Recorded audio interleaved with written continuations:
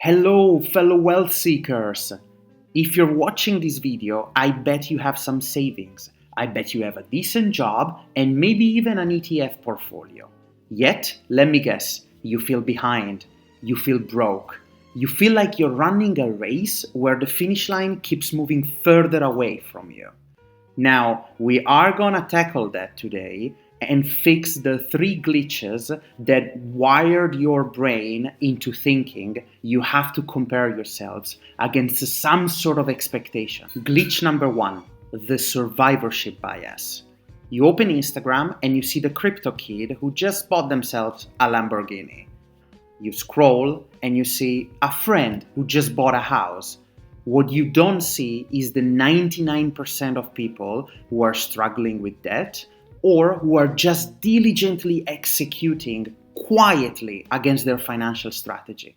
You simply are comparing against the top of the top who feel like they have to flaunt that on social media. Bias number two, the expectation gap. You're comparing yourself to a ghost. By 20, you made a contract with yourself saying, I'll be a director by 30, I'll own a penthouse by 35.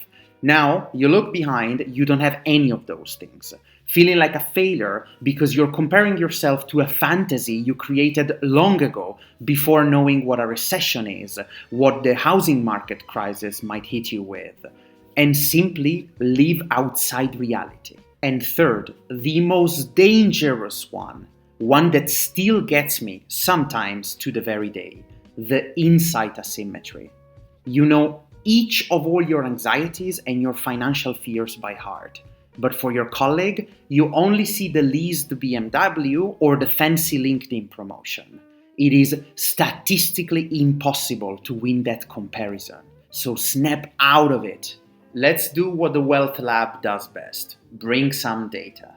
Here you have the median income for Europeans below 35 years old. Let's see where you actually stand.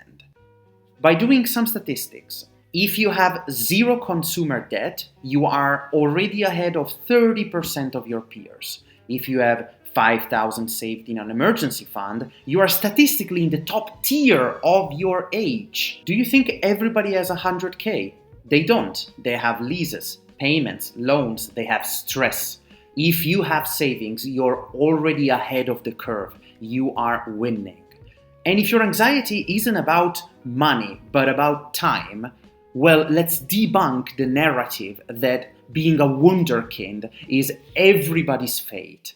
You don't have to be a CEO by 30. Think of Ray Kroc from McDonald's or Arianna Huffington from the HuffPost. They were nobody until they hit their 50s. So your early career is not time waste, it's research. No matter which branch you venture yourself in, there will be learnings that will shape you for the future version of yourself. So how do we stop that anxiety? We take 3 small actions today. Number 1, the social cleanse. Open your Instagram, find 3 accounts that make you feel inadequate in any way and mute them. You cannot heal your mindset if you're constantly distracted. Number 2, the micro delta. Kill that FOMO, that crushing feeling that you should be doing everything at once. That is just noise. That is just distracting you from the key focus. Let's instead focus on measurable steps that you can take immediately, such as I will increase my savings rate by 1% this month. I will read 5 pages of a finance book tonight. I will listen to a financial education podcast episode.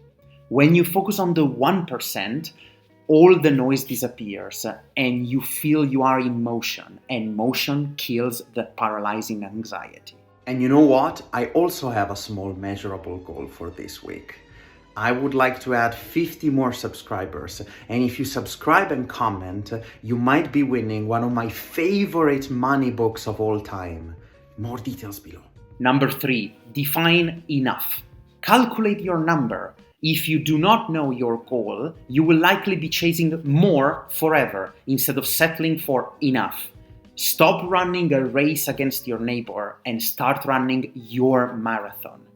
Don't let the ghost of who you thought you'd be ruin the joy and the satisfaction of who you can be. To the next lab session, European Wealth Lab out.